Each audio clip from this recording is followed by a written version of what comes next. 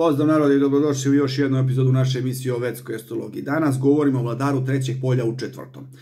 Ovo nije baš lep položaj kao što je bio onaj prethodni, da se razume, vladar trećeg u trećem je cool, ali ne baš tako, ali opet kako sve idemo redom, dužni smo da sve lepo i objasnimo, razumete, da znate šta se događa u kojoj situaciji. Ovako, ovo vam je slučaj recimo gde vi imate mlađu braću ili braću generalno na teretu, razumete, gde vi morate da delite imovinu sa sopstvenom braćom. Ovakva situacija često dovede do suda na kraju gde ljudi dele imovinu ili obično su ovde ljudi recimo gde imaju finansijske probleme pa su dužni recimo da dele kućne ugodnosti sa rodbinom, razumete. Ovo vam je situacija gde više porodica živi pod istim krovom. Ovo vam je situacija gde vaša mlađa braća i sestre ostanu da žive sa vama jako dugo. Ili recimo gde roditelji nisu mogli da obezbede recimo sve sinove i ćeri pa su prekonstruisali stambeni objekat maksimalno koliko su mogli u skladu sa sopstvenim prilikama da bi mogli svi da žive na tom jednom mestu. Takvi su uslovi, razumete? Onda ovo je situacija gdje je kuća kao autobuska stanica, razumete? Ovo je situacija gdje je jedan došao, drugi pošao, gdje je stalno lomi, stalno neki događaj i stalno neko tu dolazi, neko prolazi, komunikacija na sve strane, svako s nekim razgovara, neko se s nekim svađa, ovo je, opšta lomljava po kući. Onda, šta se događa, kad pojedine planete ovde sede, malo će da mutira energija, od ovog osnovnog položaja, pa tako, ukoliko imate sunce kao vladara, trećeg polja u četvrtom polju, ovo recimo govori o očevoj rodbini, to je rodbini sa očeve strane koja živi u istoj kući sa vama, u istom objektu sa vama. Možda dele isto vozilo sa vama. Ovo je situacija, recimo, baš to, gde roditelji vašeg oca nisu mogli, da naprave dva stambena objekta i da kupe stan drugom ili trećem sinu, četvrtom, koliko ih već imaju, razumete, već su napravili isti objekat gdje je vaša majka došla i osnovala porodicu sa vašim ocem, ali ona mora da deli rodbinu sa svojim deverima, i to je sa vašim tetkama i stričevima. U tome je stvar. U slučaju da imate mesec kao vladara trećeg u četvrtom, to je već situacija gdje je vaš otac došao u kuću vaše majke i tu zateko njenu rodbinu, mada to je situacija gdje je majka najdominantniji faktor u porodici, razumete, gdje je otac sporedan faktor u porodici, mada opet koliko sporedan zavisi će od toga gdje je sunce u tom konkretnom položaju, razumete, ali kad govorimo samo o mesecu kao vladara trećeg polja u četvrtom, ovdje recimo vidite rodbinu sopstvene majke, razumete, znači rodbinu sa majčine strane u istom objektu žive sa vama. To je otprilike poenta priče ili dele neke kućne ugodnosti ili vozila sa vama. U tome je stvar. Onda, šta se događa ukoliko imate Merkura kao vladara trećeg polja u četvrtom? Pa ovo je već situacija koja sa znakom Gemini na kraju obično odvede do suda. Zašto? Zato što ovde rodbina deli stvari, deli kućne ugodnosti i gde to ljudima se na kraju smuči, razumete, i na kraju žele da sve to reše preko suda, razumete, kako bi se znalo ko je čije. Ovo je situacija koja je jako napeta.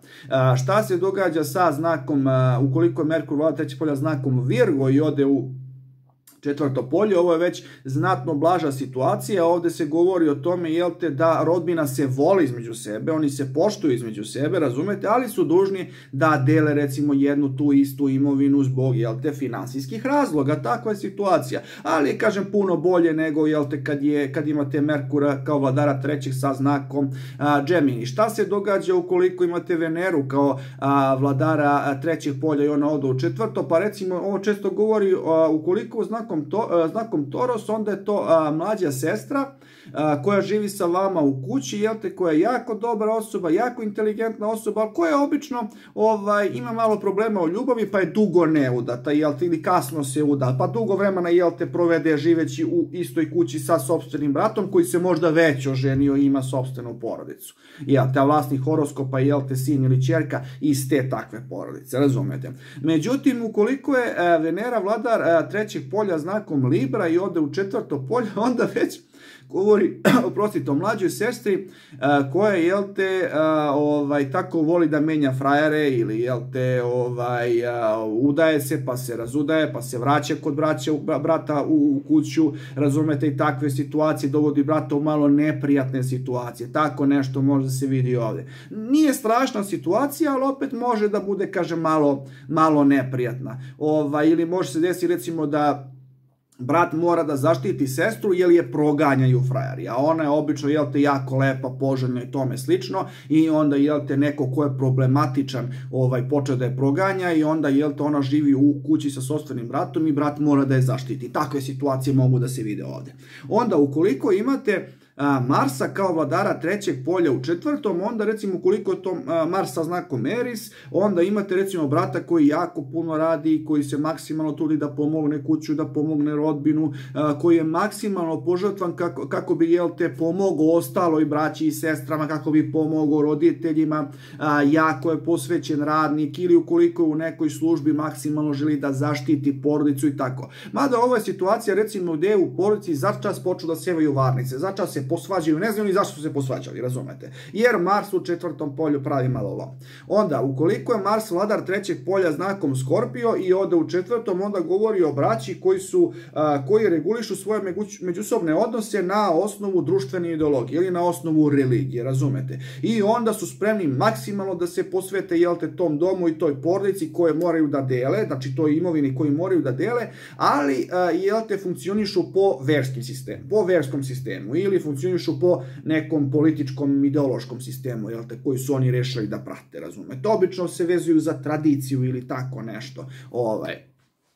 Sad, ukoliko imate Jupiter sa znakom Sagittarius u trećem polju i ode u četvrto polje, ovo nikako nije dobra situacija. Ovo je situacija gde ljudi možda ostanu bez jednog roditelja i onda im dođe u kuću maćeha ili im dođe u kuću očuh koji su problematični likovi, koji su možda loši likovi, koji ih maltretiraju. Ili imate situaciju, recimo, gdje neko iz bliže rodbine živi sa vama u kući, ali vas zloupotrebljava. Zloupotrebljava vaše dobročinstvo, zloupotrebljava vašu imovinu i tako nešto može se vidjeti. Ukoliko je Jupiter vladar trećeg polja znakom Pisces i ode u četvrto polje, hoće da vam kaže, recimo, isto tako da možda ste ostali bez jednog roditelja, pa ste dobili, recimo, maćehu ili ste dobili očuha koji su autorativni, ali u načelu dobri ljudi, razumete? Ovdje je već puno bolja situacija. Oni drže do autoriteta, do moćnog položaja, ali, kažem, nisu problematični, više vas vole, poštuju, pomažu i tako dalje. Dok, kažem, Jupiter kao vladar